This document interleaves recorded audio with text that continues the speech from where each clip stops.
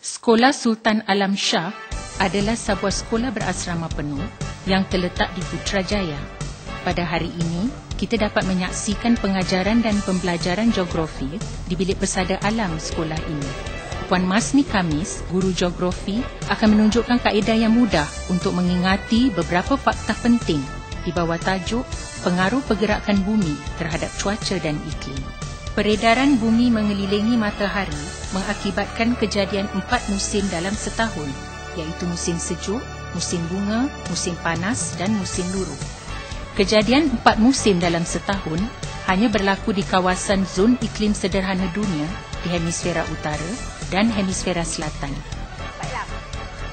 Bagaimana perubahan 4 musim berlaku di hemisfera utara dan hemisfera selatan?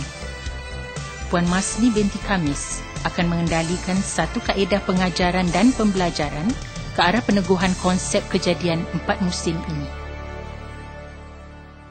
Okay, Assalamualaikum semua. Okey, hari ini kita nak sambung pelajaran kita, iaitu kaitan dengan peredaran dan juga kejadian 4 musim. Okey, sebelum ni kamu dah belajar tentang topik pergerakan bumi, betul? Okey, apa dia? Ada berapa jenis pergerakan bumi? 2. Okay, apa yang 2 tu?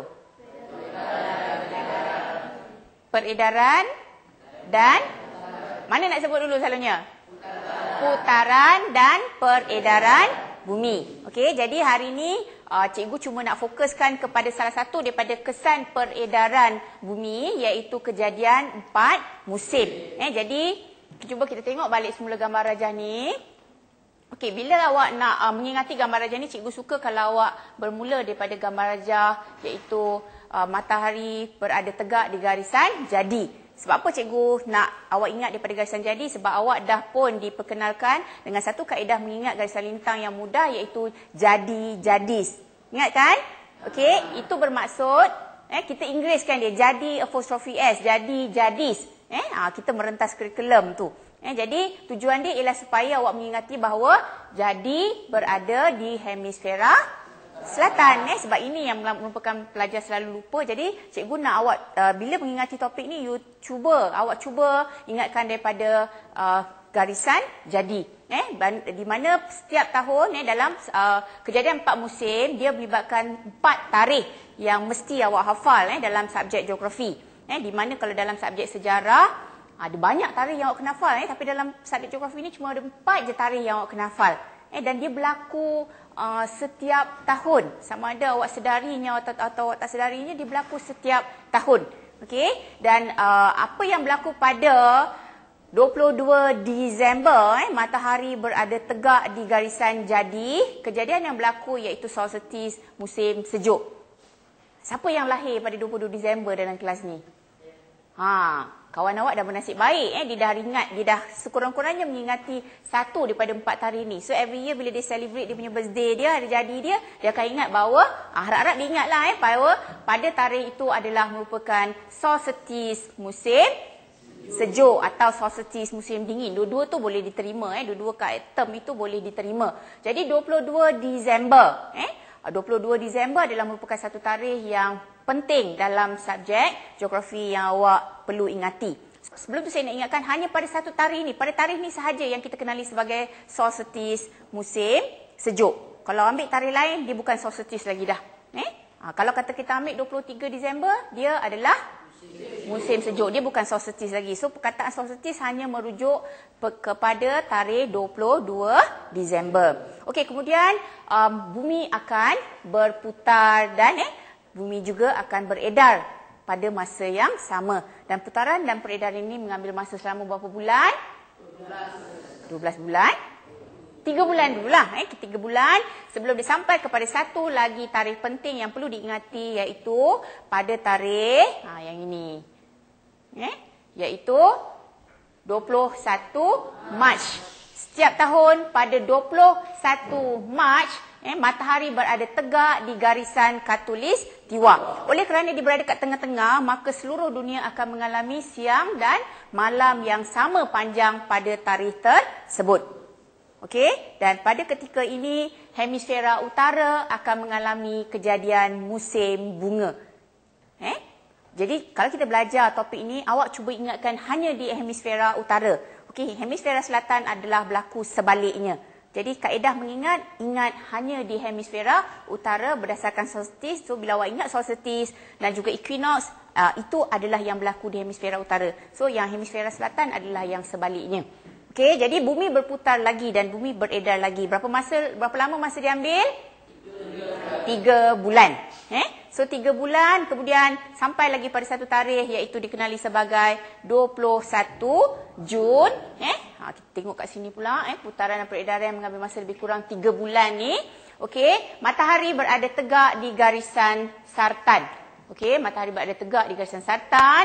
Okey, ini menjadikan kedudukannya lebih dekat dengan matahari. Bila kedudukannya lebih dekat dengan matahari, ini menjadikan hemisfera utara mengalami musim panas. Bila dia musim panas, awak rasa siang dia panjang ke malam dia panjang?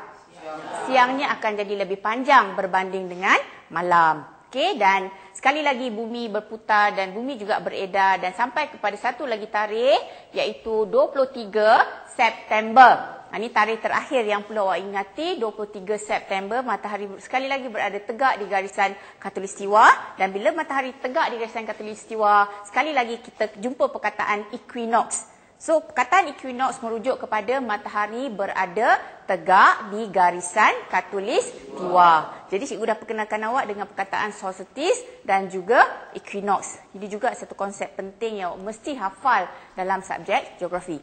Dan kemudiannya, bumi berputar dan beredar, sekali lagi, maka dia melengkapkan satu pusingannya. Bumi berputar dan beredar mengikut orbit bujur dan kembali semula matahari berada tegak di 22 Disember.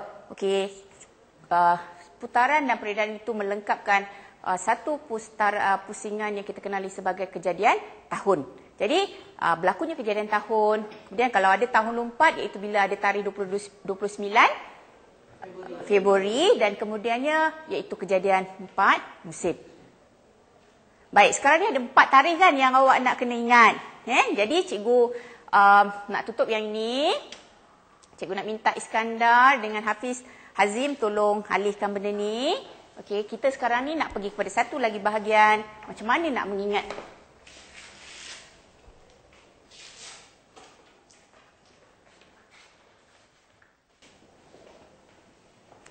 Baik, sekarang ni awak dah cikgu dah bagi tahu tadi ada 4 tarikh yang penting dalam subjek geografi kan? Siapa boleh beritahu cikgu tarikh tersebut? Tak ada yang nak boleh beritahu? Tak ada yang boleh beritahu? Okey, kalau tak boleh nak beritahu, cikgu lah yang beritahu balik semula. Sebab, okey, mungkin cikgu cakap, walaupun cuma 4 tarikh tapi agak sukar mungkin untuk awak mengingati. Jadi saya ulang balik semula. Okey, 4 tarikh yang awak perlu hafal iaitu 22 Disember. Okey. Saya tunjukkan, mungkin lepas ni awak boleh ingat. Okey.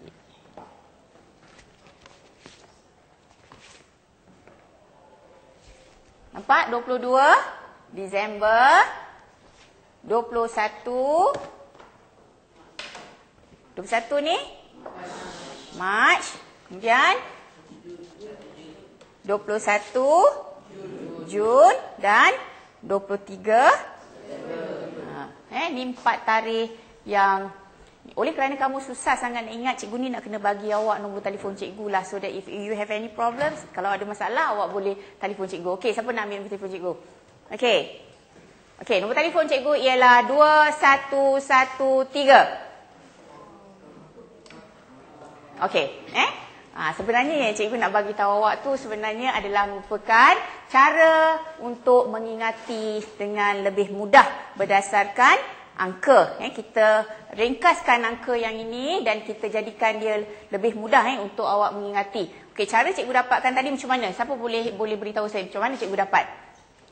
Okey, Fazmal datang ke depan. Agaknya cuba Fazmal tunjukkan cikgu macam mana Fazmal dapat. So Fazmal boleh buat apa-apa Fazmal nak buat.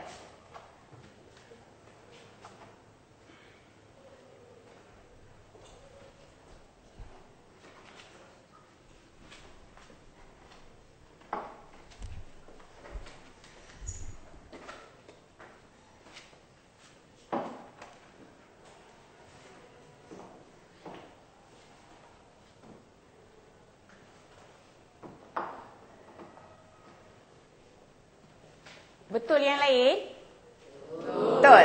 Okey, Fazmal dah buangkan nombor 2 sebab semua nombor awalan bagi tarikh yang perlu diingati tadi adalah nombor 2. Jadi bila kita dah ambil yang nombor 2, yang tinggal adalah nombor hujung iaitu 2113. Jadi nombor inilah yang merupakan gabungan daripada 4 tarikh tadi untuk awak mengingatinya. Jadi bukanlah nombor telefon cikgu. Okey, jadi tarikh ni kalau awak ingat, memang awak akan dapat A. Jadi tak payah telefon cikgu pun, memang awak akan dapat A for geography. Dengan syarat, ingatlah tarikh ni, 2113. Okey, terima kasih Fazmal. Jadi kalau kita nak panjangkan balik semula, kita letak je. Awak boleh nampak balik semula, iaitu 22 Disember. Kemudian 21 Mac. Kemudian 1 Jun dan 23 September. Okey, untuk mengingatinya awak ingat macam ni. 1 tahun ada berapa bulan? 12 bulan. Okey? Jadi 12 bagi 4 berapa? 3 bulan. Okey, kita mulakan daripada 22 Disember. 22 Disember, Januari, Februari. Berapa bulan? 3 bulan. So diikuti kemudiannya oleh bulan March, April, Mei. Okey, kemudian dah 3 bulan. Next one ialah bulan Jun. 21 Jun tu kira bulan Jun, Julai, Ogos. Okey? Kemudian bulan yang so 3 bulan habis. Kemudian yang seterusnya ialah 23 September. September, Oktober, November. Kita balik semula ke Disember. Cukuplah tempoh 1 tahun iaitu kejadian 4 musim. Okey? Siapa yang tak jelas? Hafiz, ada apa-apa nak tanya? Menong je daripada tadi. Cikgu, nombor tu banyak sangat cikgu. Macam mana nak hafal? Okey, sekarang ni awak rasa awak dah boleh ingat belum? Kalau cikgu take out, cikgu tarik nombor yang ini, awak rasa awak boleh ingat ke tak boleh ingat?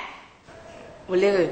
InsyaAllah. Okey, untuk pastikan awak ingat atau awak tak ingat, bila cikgu ambil ni, okey, semua awak sebut, awak ingat tak? 2113. 2113. Boleh tak cikgu nak pusingkan 1132? Boleh ke tak boleh? Sebenarnya boleh. Tak ada masalah. Kalau awak nak ingatkan daripada bulan Mac, boleh sebenarnya. Ikut keselesaan masing-masing. Tak ada masalah. Cuma cikgu nak ajar awak iaitu cuba ingat pada bulan Disember. Sebab biasanya bulan Disember tu tahun awak honeymoon, awak rehat, cuti sekolah kat rumah kan. Itu yang cikgu selalunya cikgu pilih daripada bulan Disember. Sebenarnya tak ada masalah. Awak boleh reka kaedah awak sendiri untuk mengingati. Tapi cikgu gunakan kaedah ini merupakan, cikgu rasa kaedah ini yang paling selesa. Dan sebab kaedah ini berkaitan dengan satu lagi aspek yang cikgu nak awak ingat selepas ini. Okey. Kalau dah ingat tarikh yang ini, sekarang ni kita nak pergi satu lagi bahagian yang cikgu nak awak cuba mengingati daripada apa yang kita dah belajar tadi, iaitu tentang solstice dan juga equinox. Jadi untuk mengingati solstice dan equinox juga, pelajar selalu tersilap. Sebab sebagai pelajar sekolah Alam Syah, awak ni memang insya-Allah rezeki awak akan belajar di luar negara. Okey? Jadi janganlah besok orang tanya, lepas musim panas musim apa? Musim sejuk. Lepas musim sejuk musim apa? Musim bunga. Tak boleh. Dia mesti ikut turutan. Jadi untuk membolehkan awak mengingati ikut turutan, saya nak perkenalkan awak satu lagi kaedah mengingat dengan mudah. Okey? Jadi caranya ialah tadi kita dah belajar bahawa pada 22 Disember berlakunya solstice musim dingin. Kemudian pada 21 Mac berlakunya equinox musim bunga. Kemudian pada 21 Jun berlakunya solstice, okey? Dan satu lagi iaitu pada 23 September berlakunya kejadian equinox musim luruh. Okey, jadi untuk mengingatinya dengan mudah, cikgu keluarkan ini.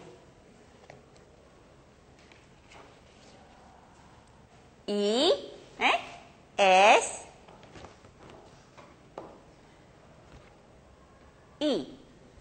Sese. Sese itu satu daripada perkataan bahasa Jepun. Siapa yang belajar bahasa Jepun kat sekolah ni? Siapa yang ambil bahasa Jepun? Tahu apa makna sese? Okey, lepas ni belajar dengan cikgu. Apa maksud sese? Okey.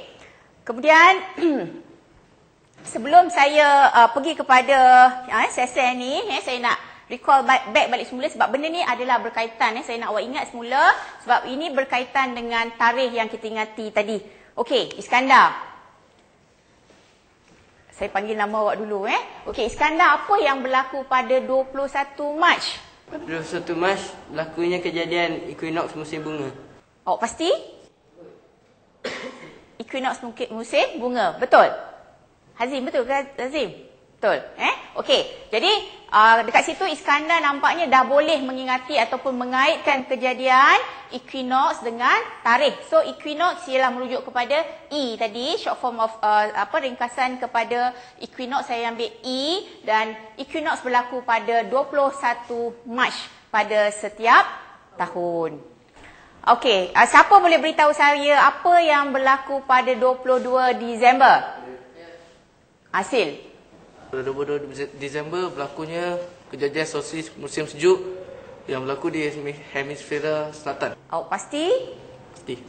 Betul-betul awak pasti? Betul. Awak tak pasti? Tak pasti? No. Pada 22 Disember, dekat sini kesilapan yang Asil lakukan ialah bila cikgu kata cuba mengingat teknik ini, awak mesti mengingat di hemisfera utara. Cikgu tak kata pun ingat di hemisfera selatan. Bila awak dah boleh ingat yang hemisfera utara, hemisfera selatan tu dia datang sendiri. Okey, jadi kesilapan yang Asil buat yang lain tolong ambil iktibar. Cikgu kata ingat hemisfera utara. Hasil. Jadi pada 22 Disember, okey, matahari berada tegak di garisan hemisfera utara. Pada 22 Disember, matahari berada tegak di garisan jadi. Dah lupa. Matahari berada tegak di garisan jadi. Pada ketika itu berlakunya musim sejuk di hemisfera utara. Pada tarikh itu, peristiwa itu dikenali sebagai solstice musim sejuk. Betul? Okey. Haziq, apa yang berlaku pada 23 Disember? Musim sejuk ke? Pasti? Pasti ke? Bukan solstice? Solstice pada 22 ke? 22 sahaja? Pasti? Tapi kalau 25 Disember? Musim sejuk ke? Musim sejuk. Ataupun Christmas Day. 25 Disember, Christmas Day kan? Anyone? Ada sesiapa yang celebrate Christmas kat dalam kelas ni? Okey. Untuk pelajar-pelajar alam syah, cikgu selalunya pilih satu lagi sebab kenapa cikgu suka pilih bulan Disember, sebab waktu tu kalau pelajar form 3, waktu tu biasanya kadang-kadang adalah tarikh sebenarnya keputusan PMR diumumkan. Jadi dia memang ingat sangat tarikh tu, 22. Macam tahun lepas keputusan diumumkan pada 22 Disember. Sebab tu cikgu suka pilih kita mulakan daripada bulan Disember. Jadi seperti yang cikgu cakap tadi, kaedah ini bukan merupakan satu kaedah yang rigid, tapi ini merupakan satu cara untuk awak mudah. Sebab apa? Dia akan membentuk satu perkataan, iaitu seseh. Tapi kalau awak tak suka perkataan seseh, mungkin awak nak bentuk SS, boleh juga. Bergantung kepada keselesaan masing-masing. Ini hanyalah merupakan satu cadangan sahaja yang cikgu beri untuk membolehkan awak mengingati. Okey, setakat ni boleh ingat ke tak boleh ingat? Cikgu dah bagi awak dua aspek penting yang mesti awak ingat, iaitu berdasarkan 4 huruf, 4 nombor dan juga 4 huruf. Boleh ingat? Boleh ingat. Bagus. Sekarang ni cikgu nak pergi yang terakhir. Okey, bila awak dah ingat semua tu, sebab semua yang berkaitan dengan musim yang kita nak belajar ni ialah kejadian musim. Dan musim tu mesti dihafal mengikut turutan. Awak tak boleh tukar-tukar. Maknanya musim panas tadi tak boleh pergi kepada musim sejuk terus. Ataupun musim sejuk nak pergi kepada musim bunga balik semula. Ataupun musim luruh. Tak boleh. Dia tak boleh ikut. Dia mesti ikut susunan.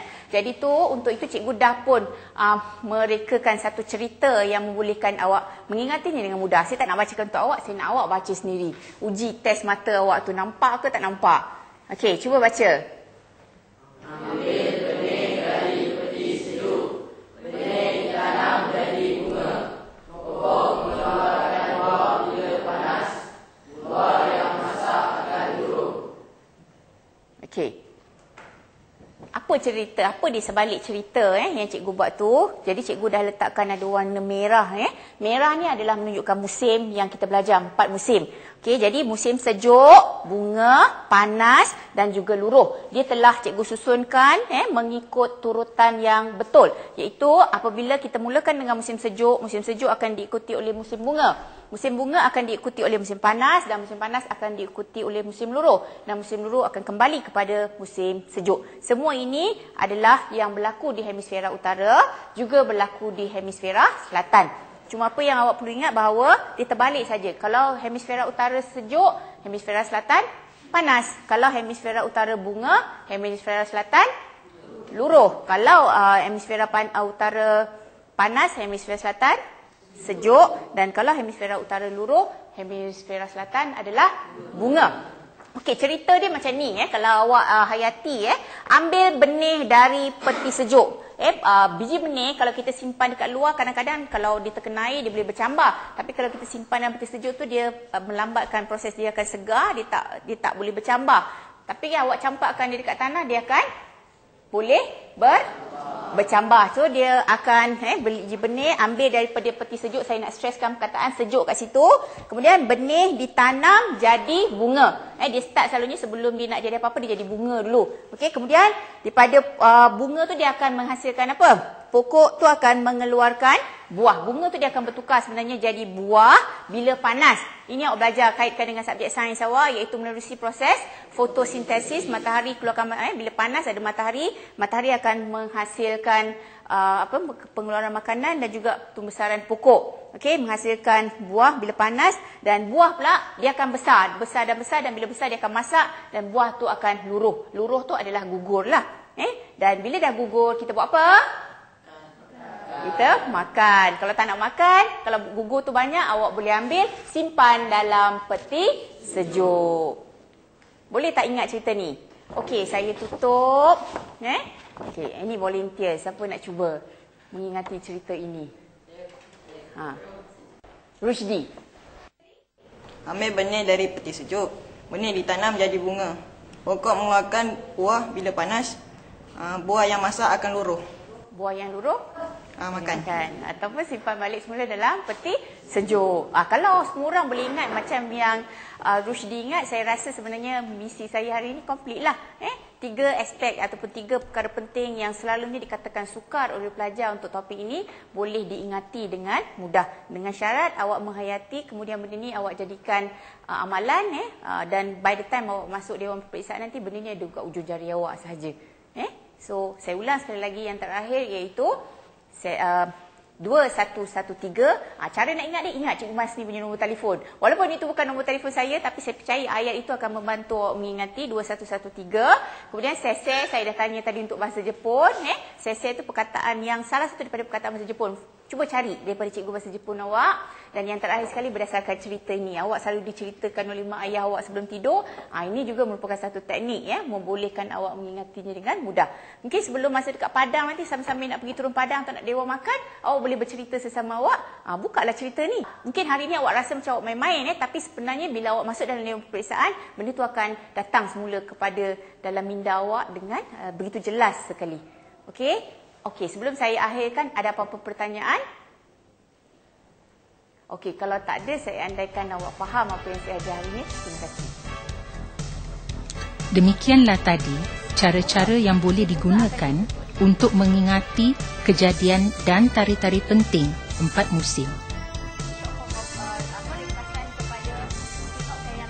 Begitulah beberapa kaedah pengajaran dan pembelajaran yang boleh digunakan untuk menjelaskan dan memperkukuhkan pemahaman tentang tajuk pengaruh pergerakan bumi terhadap cuaca dan iklim. Para guru digalakkan mengubah suai kaedah-kaedah yang ada mengikut kesesuaian dan tahap penerimaan murid di sekolah masing-masing.